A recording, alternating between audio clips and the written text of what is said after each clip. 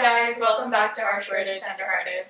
With 2024 coming to an end, we decided to go through 24 things that we learned this year. 12 things each. They're actually kind of hard to think about. They were hard to think about. But we got them. 12 each. We did. Each. Okay, so my first lesson that I learned this year is to leave people where they are. Yeah, that's a good one. Right. That's something I've always known. A lot of these lessons, like I kind of said, we talked about it at some point we were talking about age. About how you know everything at 22 and then you turn 25, you know nothing, and you turn 28, you know nothing. Yeah. So I just keep knowing nothing. But these are all things that I've learned before, but I feel like this is the most I've ever felt them and lived them. But leaving people where they are is a really big struggle for me because I think it goes along with the savior complex. Ooh, which we've talked about before. Yeah. So like I don't need to bring them with you. You can just leave them. Exactly. You know, like everyone's gonna grow at their own pace. Like just leave them. If they're not ready, they're not ready, and you can't force them to be. You know what? I think I learned that too this year. Yeah, and then at that point, you have to make a decision. Am I gonna? Is this meant for me? It also goes along with like you can't help people who don't want to be helped, so just leave them where they are. And, exactly. Because that was a big one for me earlier in the year. Yeah. When I was talking like Chad and stuff like that, and I think it's just leave them. Exactly. Leave them where. If they don't want to come, don't force it. If they want to be there, let them be there. Yeah. Because it's like they'll go when they want to go. You can't force that. Exactly. You're only stressing out yourself and causing tension and stuff. Because it's like if they cared about stressing you out, you wouldn't be stressed out. Yes. Yeah. And like that's why I feel like I've talked about me being a professional here, but that's why I feel like people make me feel like I'm regressing. True. Is like I'm not leaving them where they are, so then I start to mirror what they are. And then I get stressed out being like, wait a second. Yeah, you go backwards. Yeah. So then me personally, when I leave you where you are, I have to, at that point, move forward. Like, I can't. We're good. You know? Nothing against you, just we're good. Which, like, I wish more people understood. I know. And it's not a bad thing. It's not a bad thing, no. And it's like, a lot of people take it so personally. It's like, it's not that personal. Yeah. Like, it can be, and I get how, like, it can be, but it's also, like, you gotta do what you gotta do for you. Exactly, and I understand how at that point it can feel selfish, but selfishness isn't always a bad thing. Yeah, that's true. Everybody needs to be a little bit selfish, I think. Yeah. My first one is kind of funny considering we were just talking about my roommates like 10 minutes ago. I learned kind of how to coexist with other people. Yeah. Which was really nice because like we talked about it before where I had like this roommate mishap like the day before I was supposed to move in, and then I was kind of stressed about being friends with my roommates, but then after I, like, got in a situation where half of my roommates are, like, exchange students who, like, are not really proficient in English, it's, like, I kind of had to navigate how to, like, live together and stuff like that. I think I know how now. Not know how, but, like, I think I'm better at it than I thought I was going to be, and it's definitely a hurdle that I had to get over. Yeah. But it's, like, separating space and just... It also goes along with, like, conflict and, like, approaching conflict, because it's like, okay, like, you are supposed to be doing this thing, and it's like, you're not doing this thing, like, why is the kitchen dirty, and this, and stuff like that, and just, I don't know. Yeah, and I think that was important for Kaira because she's always been at home. We said that she's never had to share anything. Like, any of her things, or, like her kitchen, but, like, her bedroom's her bedroom, like, her stuff's her stuff. It's just her brother and her family, so she's never had to, like, live with an outside person. Yeah, at all. Like, she's never lived with a partner. She's never, like, lived on her own. So, like, I think it was that first step, and I think it'll help you when you do live with a partner for the first time, you know? Yeah. So, that's a good thing, I think. I'm grateful for it, too. I think it wasn't as scary as I thought it was going to be, either. Like, and I didn't feel it while it was happening. It's sort of like it's something I noticed, like, in retrospect. Like, I don't know. Yeah. And I feel like it's, like, that whole roommate mishap and stuff. Like, thank God, because I think it's a place that you wouldn't have grown in this year if you didn't, like, you wouldn't have chosen it. Yeah, no. You know? No. So since it was kind of, like, forced, you did it, and, like, yeah. My second one kind of goes along with my first one. But it's to stop falling in love with potential. That's also a good one. Whether it's a friend, whether it's, like, a partner, a potential partner, whatever, like, I was talking to one of my friends the other day about, like, how I didn't really like her but she was going on, she started to go on, and I stopped her because she said, everything, I love everything he is and everything I think he's going to become. And I said, I had to get rid of that. Yeah, because it's no guarantee that, like, they're going to become that. It's just, like, what you wish for them is not what will happen. Exactly. And it's like, could they? Yeah. But I said, you know what? Like, I said to her, I said, I think that you deserve, because me and this friend have always said that, like, we're so unbelievably insane that, like, we are quite literally the only two people on this earth that, like, understand each other in a way that, like, we can look at each other and we're both having the most absolutely insane thought at the same time. And it's, like, things that, like we'd be in white walls, you know? We should be in white walls. But, separated, but we need a window in between. One of those slidey things. Yeah. Like slidey windows. But, I was saying, like, I kind of compared it to us. I was like, one of the kind of requirements I have now for myself is if I'm going to enter a relationship with somebody, I need you to kind of be where I am already.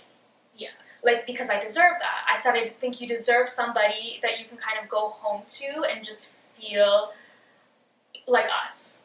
Yeah. Do you know what I'm saying? Yeah. Like you already see the world how I see the world, and I think that's a beautiful thing. And until I can find that, I'm okay. Because I can give all the love I have to yourself. Yeah. So it's like, I'm only hurting myself when I'm, like, believing in people's potential that I made up in my head. Yeah, you know, that's something I had to explain to my roommate, too, because, like, she is younger than me, but, like, she just keeps calling for potential, and I'm like, okay, you are not going to find what you want until you know you can give it to yourself, because otherwise you're just going to be searching for something that you don't even know what it is. Exactly, and it's like, you could be spending the time nursing yourself and your needs, or now you can be like, okay, I need to help this person grow. It's kind of like the saber tones. Yeah. Like, it's like, just leave them where they are. If they have potential, they're going to get there with or without you. That's true. So let them get there, and if they do, great. If they don't, you're their loss. Their loss, you know? It doesn't even fucking matter. To you, it shouldn't. So be selfish. This year, I also learned how to budget better, which was a big thing, because, you know, I kind of moved out, but I didn't, like, actually move out. Like, I moved out, but not, like, fully.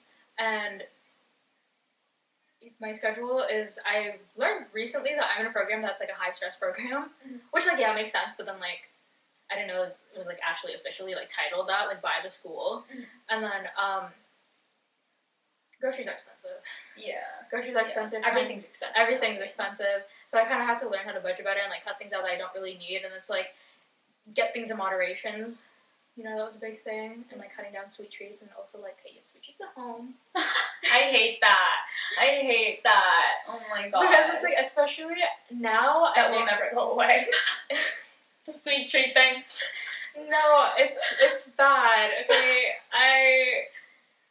like, you can have a sweet treat every day, but don't spend, like, $8 on a drink every day. You don't need that. Yeah. See, I'll buy, like, a box of ice cream sandwiches. Yeah. I have a bag of chocolate-covered strawberries that lasts me a couple, like, 2 weeks. Exactly. I have to ration it. Exactly. Yeah. Especially since it's, like, ice cream sandwiches is crazy. That was so big back in the holy shit. I have, like, a big box of ice cream sandwiches. And you pick it off, like, day by day. Oh my god. It was also just kind of challenging for me because it's like I never really had a good example of, like, good budgeting. Yeah. So I was, like, scrolling on TikTok, watching those budgeting videos. I have a spreadsheet. Love that. It's not color-coded, though, which kind of makes me sad because I'm always like, I'll color-code it next time. It's not color-coded, but we're getting there. Yeah, so, like, every week I have, like, my groceries and, like, what I need and what I don't need, and then I have my fixed expenses, and then, like, my little, like, if there's things left over, it's, like, just carries over to the next week. It's very nice. It makes me very much, like, at peace, like, less stressed. I know, right? It helps a lot. Yeah. And it was something, like, it was kind of a kick in the ass, too, because, like, the first month of when I was gone, I was like, okay, just doing what I do, and then I realized, okay, this is not going to be sustainable for, like, the next 8 months. Yeah. And I think it's a good thing I keep telling people, because it's like, yeah, you don't have the job you want yet, or, like, whatever, blah, blah, blah, but it's like, then, when you're kind of set up at the job that you want, the income that you want, you already know. Yeah, like, you have good practices. Yeah, you have good practices, you have good habits, and it's like, you know how to manage it before you're even put in the position that you have to manage it. Exactly, because the amount of wealthy people that are actually broke is insane. So, set yourself up for success. So it's good. It also makes me stressed out when people don't budget now. Oh, I know, right? Like, it made me stressed out before, but, like, now it makes me stressed out even more. No, I know.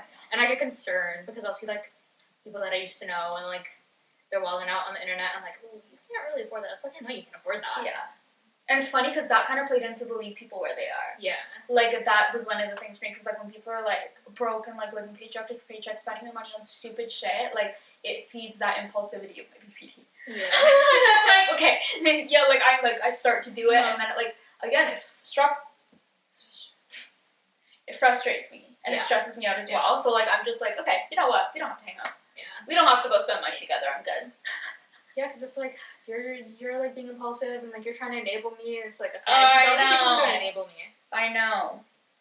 Going along with finances, one of the things that I learned, or I'm trying to learn more about on my own, is like investing and kind of like letting your money make more money for you. Oh, I love that. Yeah. I love the topic of investing, even though it confuses me a little bit. Same. And it's so funny because I have a friend right now that would love to teach me about it, but I'm just like, I think I want it to be... Money's always been a weird thing, like she said, in her family. I think it was a weird thing in a different way in my family growing up. So it's just like, there has to be boundaries in people that I have relationships with. No. There has to be boundaries in relationships about, like, talking about money because it triggers me a lot. Like transparency and stuff. Yeah. So, I'm trying to, like, teach myself about investment and stuff, and we talked about me being money hungry when we talked about my OnlyFans. Oh, yes. How it's kind of, like, quote-unquote easy money. Yeah, like fast cash. Yes. Like, yes. So then I'm like, okay, I'm making all this money. I've always been a hustler. Like, you make the money and then what? Yeah, like passive income and stuff like that. I think it's really nice to have that stream of income. Exactly. You're not really thinking about it, but it's still there. Yeah. And then it's like, you're literally using money that you made to make more money. Yeah. Like, why wouldn't you? Yeah. Exactly. One of my goals actually now, like down the road, because like I said, I don't want to be a mom doing OnlyFans. Yeah. I think kind of once I stop that, I would want to use that money and flip houses. I think that would be so fucking fun. Oh my gosh, when you come flip houses, can I come and use that as a rage room? Because, no, literally, okay, one of my favorite movies is Instant Family, right? Their Job. Have you watched Instant Family? No. You should watch it, you'd love it. Got it. It is I actually think I did. I've been like the master fly killer the last couple days. Oh my gosh, there was a fruit fly and Ash just like karate kicked and grabbed it. Yeah, Instant Family. You would love it. You should watch it. I think they put it back on Netflix. I watched it the other day. Okay. With my roommate. We were having a sangria night. I also learned how to make a really good sangria. Red or white? White. Mm. Yeah, but I need red sangrias. I love red sangrias, but the thing is, though, I like white wine better than I like red wine, so then I just use what you would use in a red wine sangria and with the white wine. Okay. It's pretty good. I feel like the white would also, like, not hit you as hard. Yeah, which is good for me. Yeah. I have a new favorite type of wine, it's Moscato. Really? Yeah, it's... Because I like the fruity one. Okay, fair. Yeah. Anyways, going back to Instant Family, the main characters are house flippers. That's their job, right? And then they are, like, fostering a troubled teen. Okay, that is literally me. I know, that's literally what I'm saying. You would love it. Troubled teen, and then she's, like, acting out. She's being, like, a little... She's, as, kid in the system, yeah.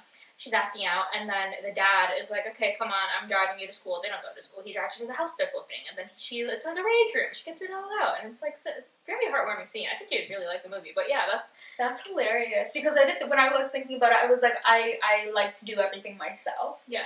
And so, like, I feel like I would have to source all of my labor inside. Yeah. I would not hire, like, a company to come rip out my house. I can rip out your house. Right. I walk in and it's like, you betrayed! You have the speaker in the corner. That's hard hat on. Sledgehammer in hand. Oh my god, that is so funny. Going along with money management, another type of management that I've learned this year is time management. Wow. Yeah, you played a big part in that. Timo. No. Oh man. No. not your special app for all your daily tasks. No, because it's like just like doing things when I say I'm gonna do them, getting them done in a timely manner, like prioritizing kind of. Okay, yeah. Yeah. Because I don't remember. No, you definitely remember. I don't remember what I was doing, but I was just out and about and whatever, and then you kind of sent me like this long paragraph, and then I was like, oh damn, and then I was kind of kicking the ass, and I'm like, okay, yeah, time management. Also, it's like, as I said, high stress program, and now I'm also like doing a whole bunch of like extracurricular things. I was gonna say, Kai's like on the committee, like an important part of the committee. Yeah, I know, and also like, you remember how we had the conversation before I went to school about like the podcast and like all these things, and I'm gonna be doing all of these things, and it's like you don't want me to burn out. I don't feel burned out. Thank God. Yeah. Yeah, like I think that time management really played a big role in that because I feel like I'm not procrastinating as much either, which is really nice. Mm-hmm. So yeah, not feeling burned out. Time management really important. They're not lying to you. Yeah, literally. Like it's not that Kai was the worst person at time management, but I think the energy spoons thing. Yeah, yes, the energy spoons thing, and like she would say yes to everything. Yes. You know? Yes. And it was very impulsive. Yeah, and then be like, whoa, wait. Yeah. Because like thinking I have more time than I don't, it's just like that. Just doing things. Yeah. Now I'm getting better at it, which is good. I think next year I'm gonna have it down pat. Yeah. Love that.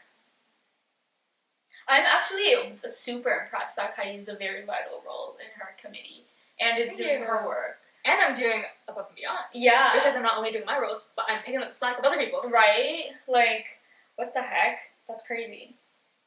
Especially after taking, like, a year off. Yeah. A year off. I know, I was kind of, like, stressed out. Especially, I had, like, a research presentation recently. And I haven't done public speaking in, like, over a year. And in my degree, all of my fourth year presentations, I had to memorize the script. I had to know what I was talking about. And then for my recent one, I was the only one who had like stuff memorized besides like one of my classmates is a nurse, like practicing currently.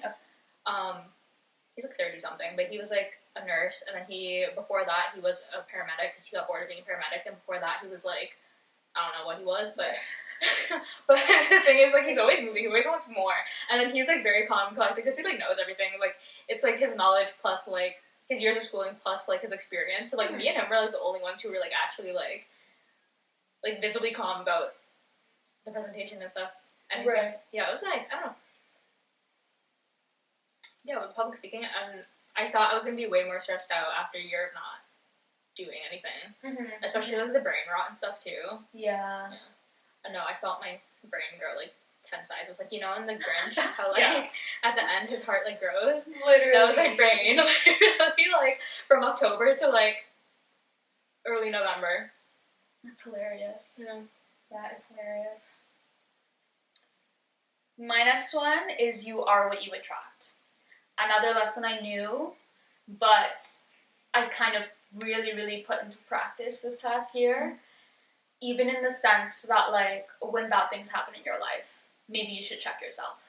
Yeah. You know? Like, not even with, like, not even with, like, people or, like, romantic interest or anything. Like, it's like, if bad things keep happening to you or things keep not even working out or, like, you have bad luck, check yourself. Yeah, reevaluate. But, like, if you put out positivity into the world, I hate myself right now, positivity will come back to you, I swear to God. Like, I swear to God, the karma is real like that. That's what my tarot card reader said. And if you put negativity into the world, negativity will come back to you. Like, check the way you're speaking. I have a friend and I keep telling her, it's like, everything she says has a negative tint to it. Yeah. And I had to work on that. Know what? It does. Yeah. You're right? See, I love how she knows what I'm talking about. Like, it's like, your cup can be half full if you tell yourself it's half full. Yeah.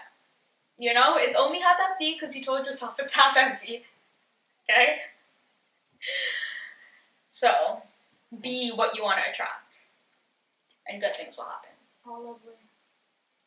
One of my more practical, more, like, skill sort lessons that I've learned is how to make a steak in a frying pan. I'm screaming. I love that. No. I got it down pat, especially this last week. Mm-hmm. Oh my God, so good. Okay, so like, I do this thing. Groceries are expensive. Sue me. My parents help where they can. Sometimes I'll come home. I'll ask my mom to go grocery shopping with me because I know that she'll offer to pay. You know what? Sue me. No, my mom did that too. Like, when I moved out, like, my mom did the whole, okay, you want to leave? Leave. See how it is. And then, like, once every 2 weeks, she was like, do you need anything from the grocery store? So, I was like, I really want steak, so we went to La Coco's, got, like, this big, like, value pack of steak. She marinated it for me. I tossed it in the freezer, because, like, I was kind of concerned with my protein intake. So then, I was like, I don't have a grill, whatever, and, like, so I was researching. Oh, there was, like, a couple of, I mean, I didn't burn any of my steaks, but I did undercook, like, one of my steaks. I had to throw it back on. But this past week, the past 2 times I've made steak, oh my god, perfect. I love Perfect. that. Here's what it is. High heat. Yeah. Steak, room temperature. Right? High heat. Toss it on there, 2 minutes per side. I like my steak medium rare, as any sane person should. And then 2 minutes on each side. You get a nice sear. And then you cut the heat. And then you throw crushed garlic in there. And butter, and usually, like, rosemary, like, herbs. I don't have any of that because I'm a college student, and it would go bad. And you baste that until your heart feels like it, and then you just take it off, let it rest. Oh my god, every time, perfect. I love that. I made it for my roommate once. She said it was so good. I love that. Yeah, she didn't know how to cook. I fucking hate steak. I love steak. I used to. I'm actually scared that I'm gonna get gout. Oh my god. No, I've been eating a lot of steak recently. Olivia Ponton ate too much steak, and she has an iron overload. Okay, also, I started eating steak on the first day of my period. Yeah, I saw that like, kind of helps, because it's like you're losing, like, iron, like, you're bleeding out. Oh, right. So then it, like, kind of, like, helps with that. Right. Yeah, so now I always have steak on the first day of my period. I love that. Yeah, after I stopped becoming a vegetarian, I could never get back into steak, but when I was dating Lady Cop, she wanted steak, like, every day, so I had to kind of mess with that.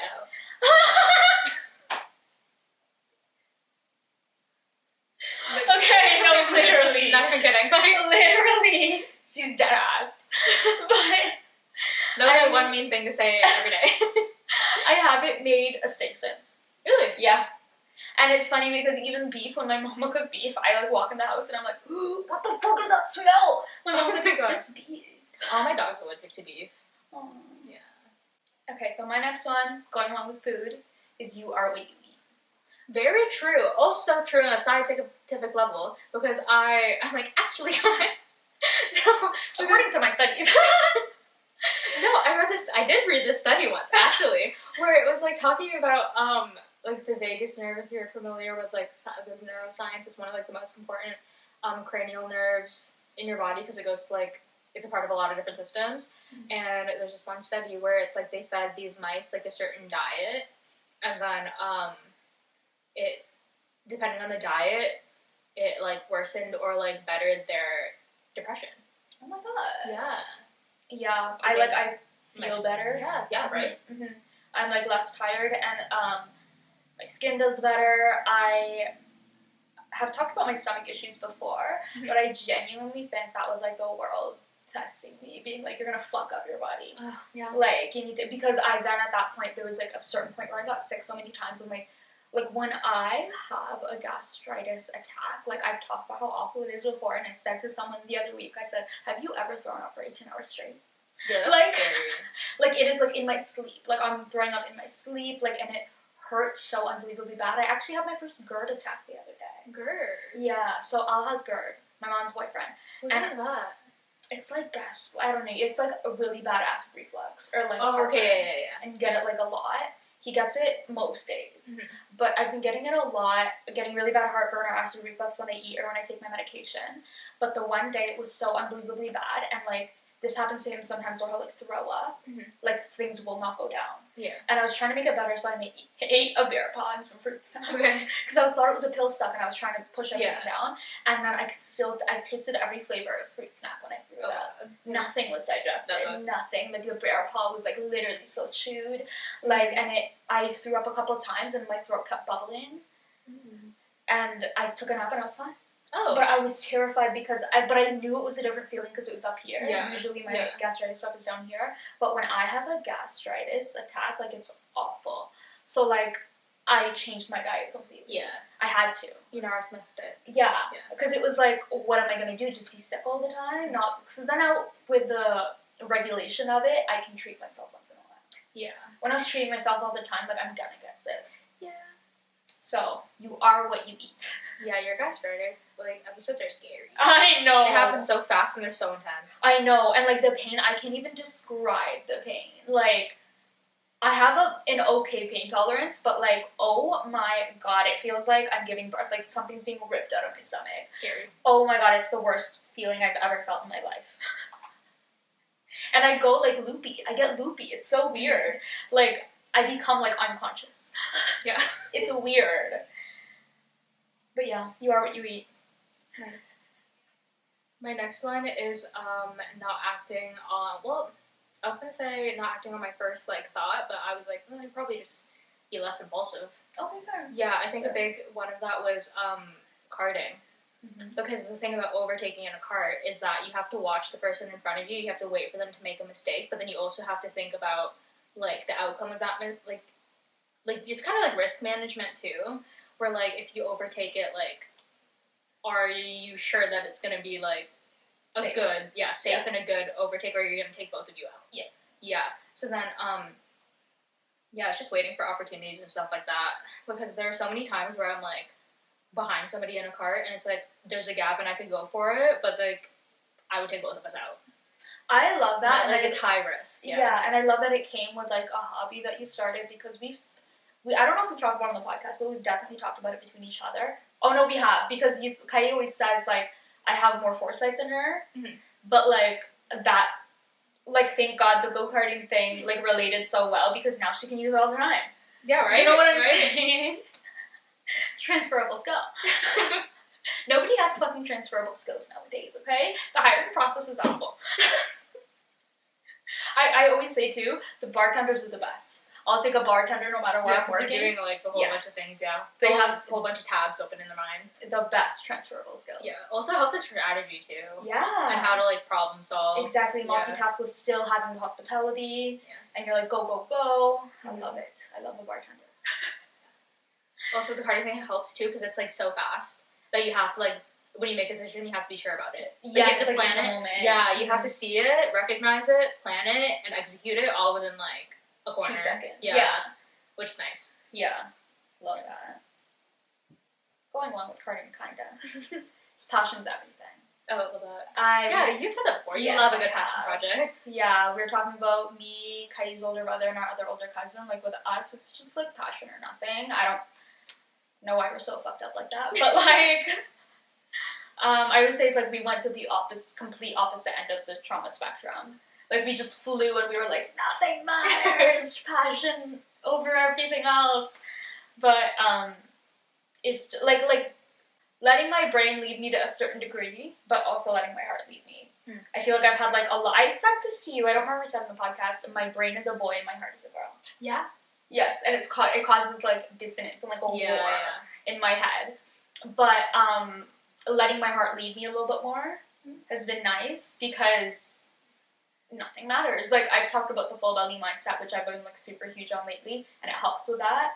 Like, it's like, if you're not passionate about it, why are you doing it? Yeah. And I also know people that I've realized lately, I've had, like, conversations about people where it's like, they're passionate about nothing. Like, own something. Yeah. You know? Be something. Oh my gosh. Have you watched Hamilton? No. Oh my gosh. Because, there's, for those who've watched Hamilton, I don't even know how to explain it. You should just watch it. Yeah, I don't know why I'm always fucking doing a monologue. Own something. No. Be something. No, it's because, okay, so, Hamilton, he's running for office, Burr's running for office, or running for some political thing, and then, Burr's kind of just, like, flip-flopping, like, he's kind of being an opportunist, and then,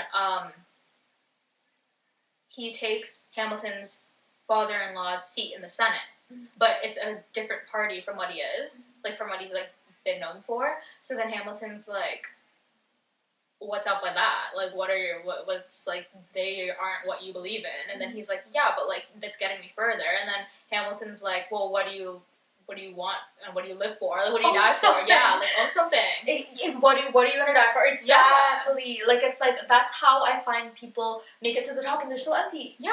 What are you passionate about? Yeah. And it's like, be passionate about something. Like, I've always said, too, I don't necessarily care what religion my children choose to be, so long as they're passionate about something. Mm-hmm. Something. You know, because it's like, what's gonna feed you when you're at the top? You know? Like, one of my friends is like, it's sad to me when people are passionate, so it's like, they're like, this is what I'm doing now to help me in the future, okay, but this is my dream. This is what I want to be as my dream. Yeah. But, like, my mindset is like, why don't you just live out your dream? Mm-hmm. You know, like, if this is your dream to be this type of person or to be this thing, do it. Yeah. Choose it. Exactly. Choose your dreams. Choose your passions. They're so important. Another thing carding has taught me is resilience. We talked about it before, how, like, I was doing really bad in carding, like, towards the beginning of my carding season, through my journey. Yeah. There were a couple of times where I just wanted to pull into the pits and quit my race. Yeah. Yeah. Especially, like, in the rainy season. Like, there were a good couple of races where I came last. Yeah. Like, dead last, and, like, by a lot, too. Yeah, like, I would spin out and stuff like that. So just, like,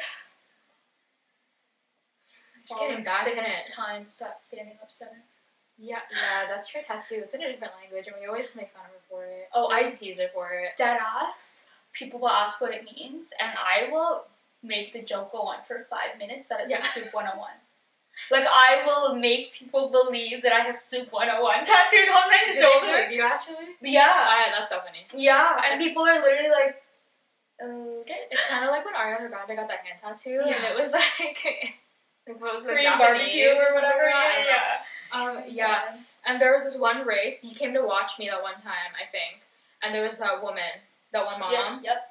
Where she was like, you know what, like, good for her, like, she keeps, like, about me. Mm-hmm. Like, she's out there, she's still doing it. Yeah. And at the time, I was, like, so annoyed by the comment. I was like, okay, yeah, I'm out there, but, like, I'm not doing well. Right. But then, like, no, I got what she meant now. It's, like, it's hard to just keep going when you suck. Yeah, and she mentioned her being a girl, too. Yeah. Because it's, like, mostly boys. Yeah, there's only 2 girls. Mm-hmm. It was me and then another girl named Claire, and funny enough, we placed 1 and 2 in the championship.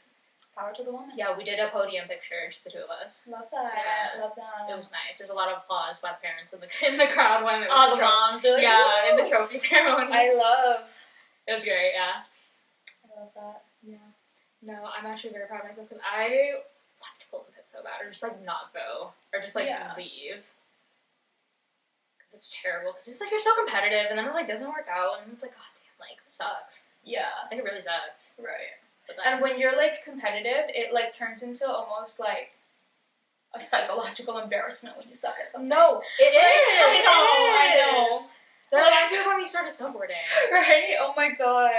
My next one is, again, going along with passions and go-karting and stuff, is to make time for your hobbies. Yes, important. Yes, set aside time, like, keeps you sane. Yeah, I had to, like, teach myself at first because I've struggled with the whole thing that, like, all of my time has to be productive, and then I had to, like, learn that hobbies are productive. Yeah. They are good things, and you can do certain hobbies that are productive even if they're just furthering your creativity. That's a productive thing. Yeah. It doesn't always have to be, like, work or, like, getting paid or, like, whatever. So finding, like, a work balance and hobby balance was really important for me, and it's helped a lot with my time management even. And just staying sane throughout everything that I have to do. But hobbies are really important. I think even just having one, I know a lot of people that, like, their one hobby is fucking, like, it's not productive, you know? Yeah. So it's, like, pick a good hobby that will, like, further something in you. Mm-hmm. I'm learning how to network. This is an ongoing lesson. Mm-hmm. I'm learning how to network. Mm-hmm. And it was scary. Mm-hmm. Yeah, when I first started doing it, oh my god, I have a LinkedIn page now. I love. Yeah, I'm, like, liking stuff on LinkedIn, making connections. I have 2. My first one was one of my profs, actually, because he was, like, sent out an email. He's like, guys, connect with me on LinkedIn. And I was like, you know what? He's a very prominent figure in my profession. Yeah. So I was like, okay. And he accepted it, like, within, like, 2 minutes. Like, and it was, like, 11:30 at night. But who you know nowadays is so fucking important. Yeah. So important.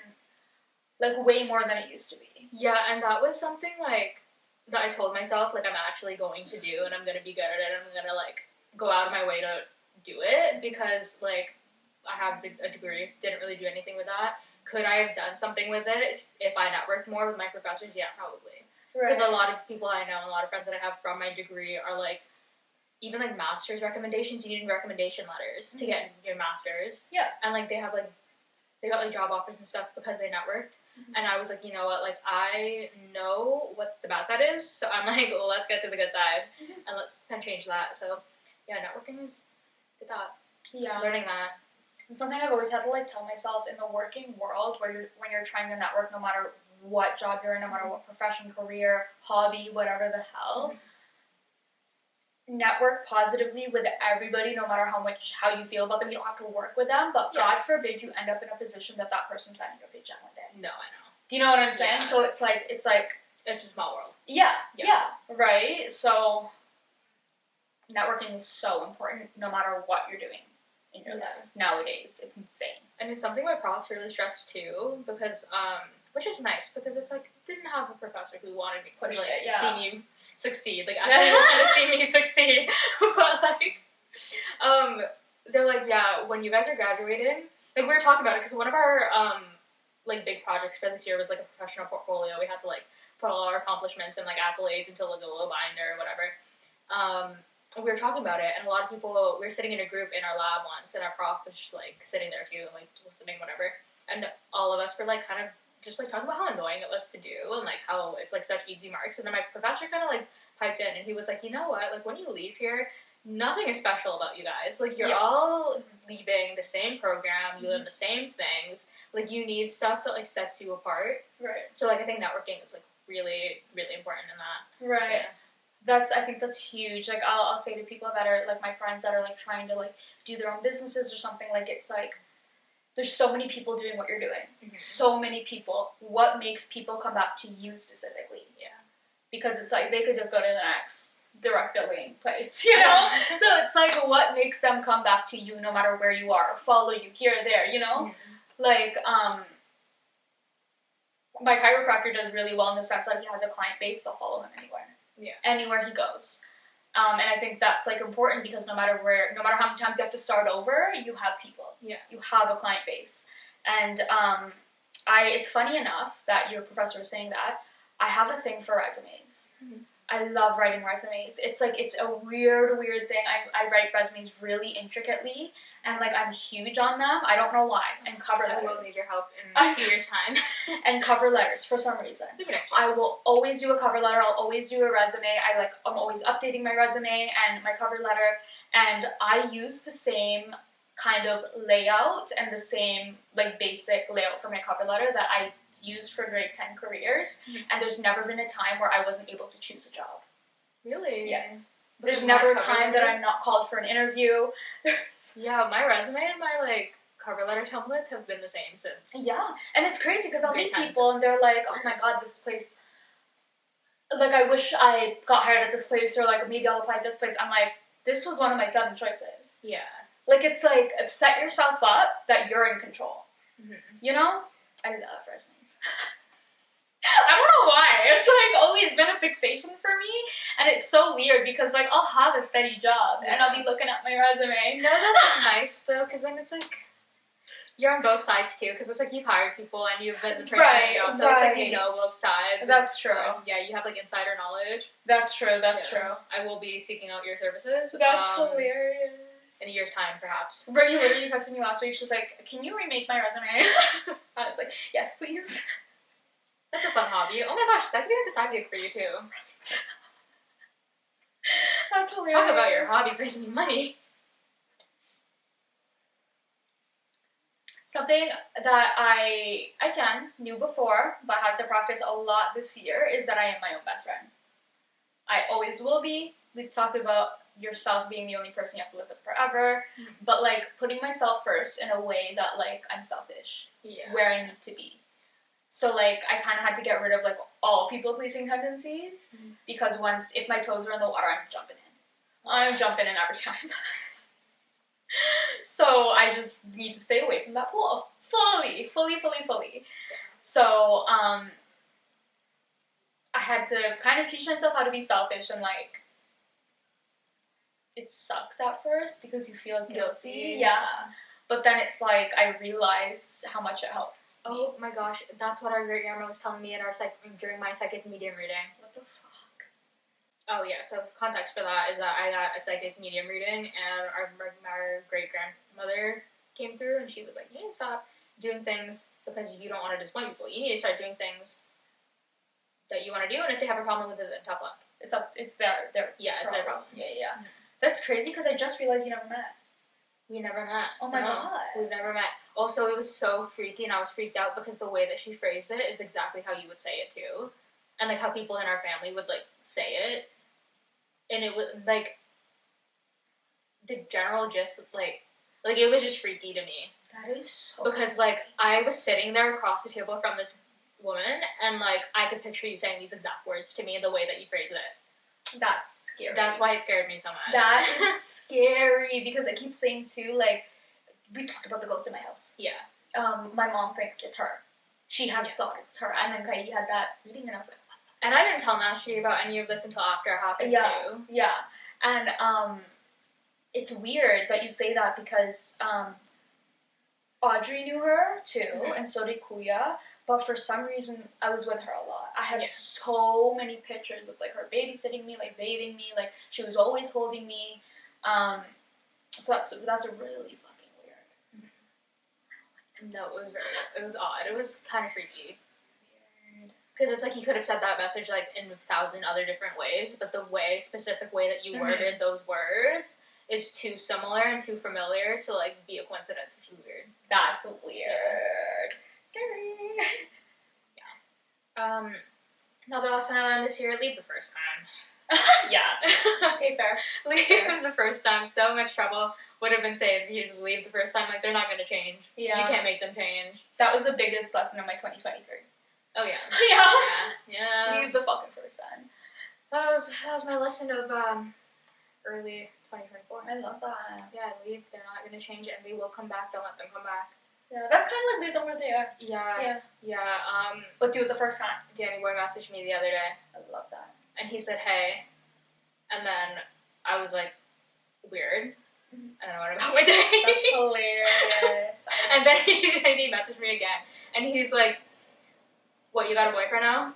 Did you say yes? Yeah, I said yeah. I love that. I said yeah. And then he was like, would I know him? And then I just left it on red. I was like, none of your business, first of all. Like, leave me alone. Literally, that's hilarious. Yeah. My next one, I've talked about again before here, but it's to nurse my inner child. I think I've been bitter before about my inner child, and I've been resentful, and I found that, like, the healing came so much easier when I, like, accepted her. You know what I'm saying? And, like, saw her and heard her, and then I realized... Yeah. That's emotional. Right? And then I started to realize that people... I think that... Okay, so I've had this thing, and it's really, really weird, because I've always... The way I probably say it, I'm not from here.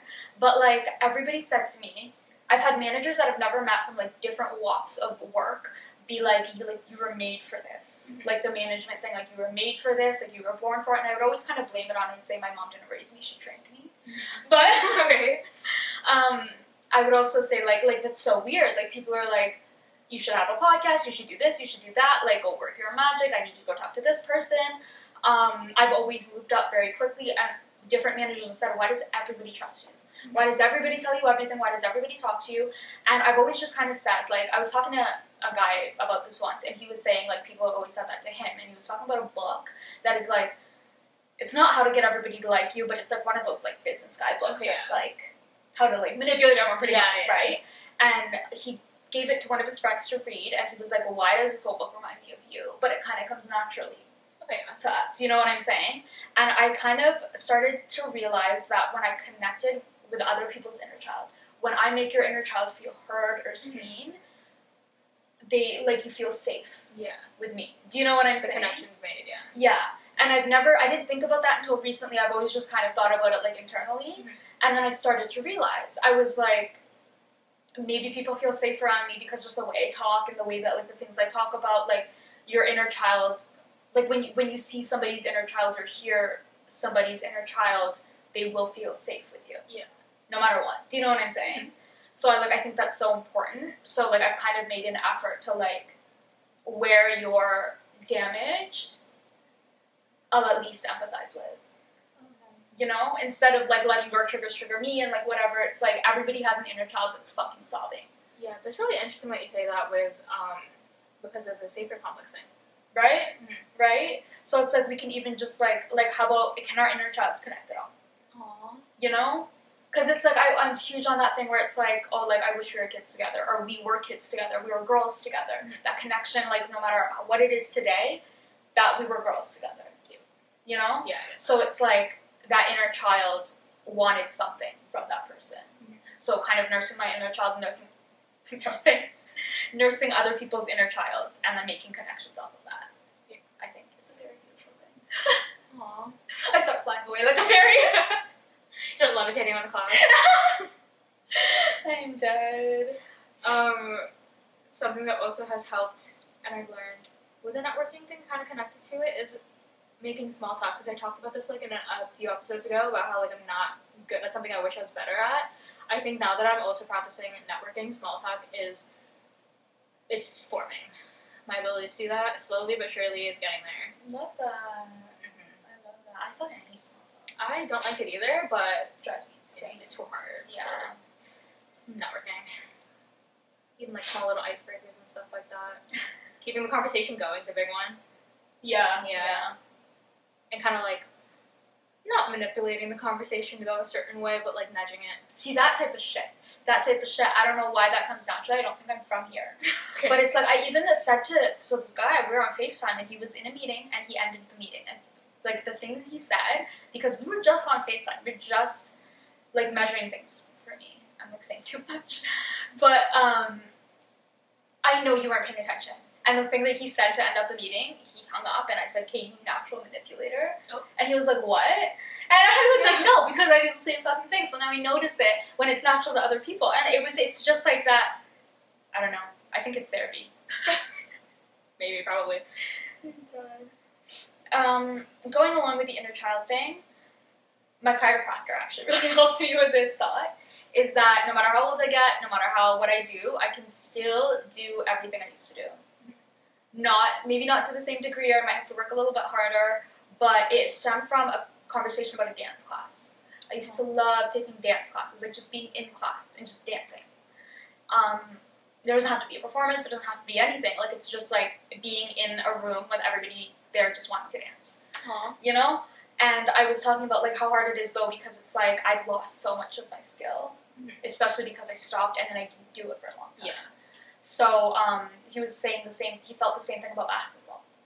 He used to be the best basketball player, and, like, sometimes now he'll, like, play basketball, and he's sore, or he's not as good. I feel basketball. Right? Yeah. And then it's kind of one of those things that it's, like, it might be a little bit harder, but, like, are you going to write it off and just be like, I can't do it anymore, or are you going to do it again? Yeah. So it's, like, being patient with myself, and still choosing to do things that I used to love to do, even if I have to work harder at it.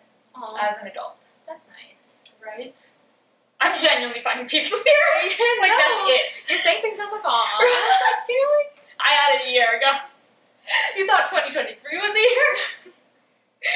Oh my god, that's hilarious. We've kind of touched on this, but, like, I've learned how prioritizing, but with a long-term goal in mind. Because it's like, yeah, I can, like, I don't want to study right now, but then it's also like, ooh, I could save myself a lot of stress later if, like, I just do it now, if I just thug it out and do it now. Being proactive. Yeah. Love that. Yeah. Proactive is a good word. Saves a lot of trouble, saves a lot of grief. And it just sets up, like, I'm doing things with future me in mind. I'm like, how do I make future me's life easier? Yeah. Always. Which she kind of needs it. This kind of helped me prioritize, but learning a balance between everything. I'm a Libra. I crave balance, but it does not come naturally to me at all. at all. I am so impulsive and I'm so extreme and intense all the time with all of my feelings, especially. So even balancing and regulating my feelings, with or without medication, has been a large task of the year. But just balancing work life, friend life, social life, me time, hobby time, intimate time, everything needs a balance, and everything becomes easier. So living a balance has been one of my biggest things that I've tried to do this year. It's good, for sure. Yeah, you kind of see it too. Thank you. Thank you. I start crying. Communicating better. Yeah, being like, hey, I like this is what I like, this is what I don't like. It also kind of goes with, setting boundaries and just communicating those boundaries, I think.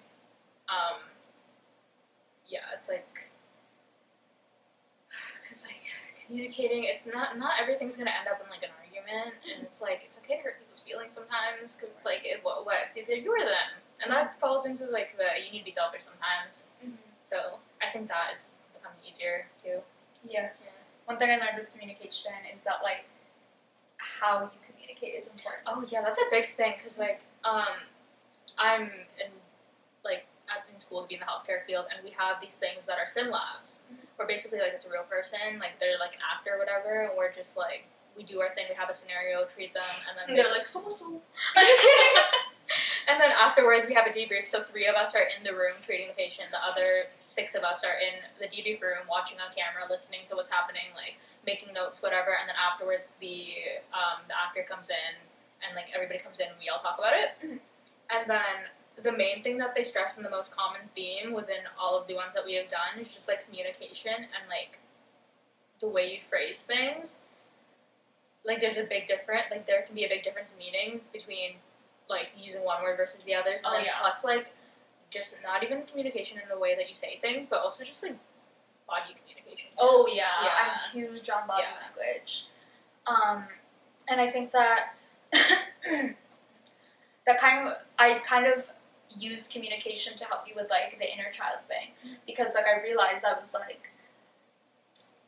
it's actually stemmed from the relationship with Lady Cop, and when one of my friends we had to take space while I was in the relationship, I remember one specific thing she said was that, there were times where she was brought right back to being in the back seat and her parents fighting in the front seat. Yeah. And then it was funny, because now one of the relationships that my friends have, one of the relationships that the relationship, sorry, not one of, the relationship that one of my friends is in now, it's similar. It's familiar like that. Oh, okay. And I started to, wait a second. Is that the same person that I'm thinking about? Yes. Okay. But I started to be wait a second, oh my god, I was triggered in a way that my inner child was scared. Oh no. Yes. And, even there are things that other people will say to me, or, the way that other people will act, and I was able to articulate to somebody, not too long ago, I think this person, the way that this person is reacting to this certain thing is bringing me back to, trying to convince my mom to tell me the truth. Okay, yeah. Even though I was, but she's already made up her mind that I'm lying. Oh, and I'm fighting that feeling, yeah. And I'm fighting for my life, and then it makes my inner child feel unsafe. Mm-hmm. So it's choosing my words carefully to not trigger their inner child, I think, is really important. Oh. You know? Because then I'm going to get a more positive reaction. It doesn't have to turn into an argument. Nobody here has to be triggered.